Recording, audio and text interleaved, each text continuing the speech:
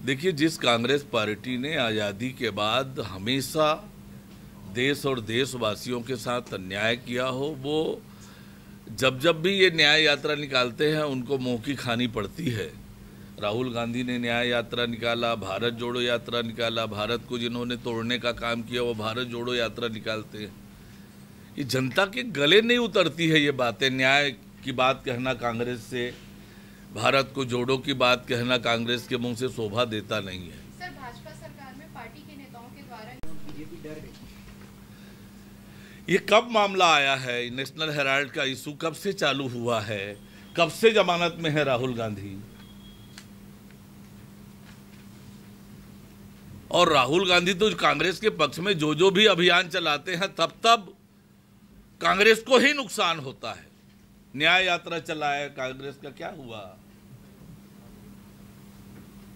और इसलिए ये राजनीतिक आरोप बंद करें। वास्तविकता ये है कि कांग्रेस पार्टी की ये आदत हो गई है, अपराध और अपराधियों के संरक्षण में आगे खड़ा होना ये आदत बन गई है और वही काम ये कर रहे हैं। भैया, कांग्रेस पार्टी जो है न्याय यात्रा करने वाली थी दुर्ग से रायपुर तक, लेकिन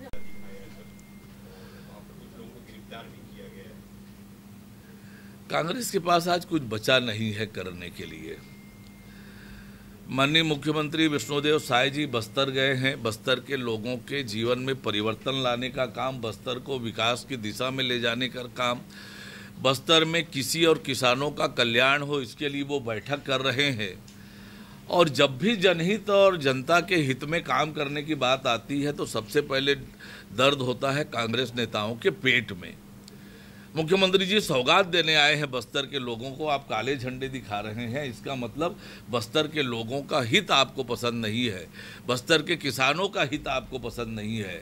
आप तो बस्तर के और बस्तर के किसानों को वैसे ही बनाए रखना चाहते हैं जैसे आपके ज़माने में 2000 से पहले से था। Thank you. वक्फ अधिनियम के मामले में देश में जिस प्रकार से भ्रम फैलाने का काम कुछ लोग कर रहे हैं, जनता के बीच वक्फ संशोधन अधिनियम की वास्तविकता आ जाए, इसलिए भारतीय जनता पार्टी ने जन तक जाने का जन जागरण अभियान का कार्यक्रम बनाया है कि पूरे देश में सभी राज्यों में जिस प्रकार से वक्फ को लेकर बेचैनी थी, उन बेचैनियों को दूर करते हुए सरकार ने वक्फ अधिनियम में संशोधन किया है। ये संशोधन पहली बार नहीं हुआ है, जिसे कुछ लोग असंवैधानिक बताते हैं। बार बार संशोधन हुआ है, एक और संशोधन हुआ, तो इसमें ये कहाँ से असंवैधानिक हो जाएगा? और दूसरी बात, आम लोगों के मन में जो विषय चल रहा था कि किसी भी प्रॉपर्टी को वक्फ प्रॉपर्टी डिक्लेयर कर देना, सरकारी संपत्ति को, आदिवासी समाज की संपत्ति को, कई तो पूरा गांव के गांव को वक्फ डिक्लेयर कर दिया गया था। और अब जिसकी प्रॉपर्टी वक्फ डिक्लेयर की गई है उसी को साबित करना पड़ेगा कि ये वक्फ प्रॉपर्टी नहीं है।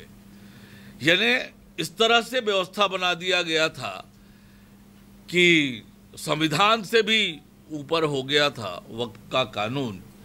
और इसलिए ये व्यापक संशोधन आया है कि वक्फ की प्रॉपर्टी का मैनेजमेंट ठीक हो, पारदर्शी हो, और जिस उद्देश्य से वक्फ का गठन हुआ है वास्तविक रूप में आम लोगों को वक्फ की प्रॉपर्टी का लाभ मिले, इस बड़े उद्देश्य से ये वक्फ में संशोधन लाया है। इसी विषय को आज जो पश्चिम बंगाल अन्य राज्यों में भ्रम फैला करके जो किया जा रहा है उत्पात, तो जनता के बीच जन जागरण का निर्णय पार्टी ने तय किया है और वो अभियान प्रारंभ हो रहा है। सर, ये निगम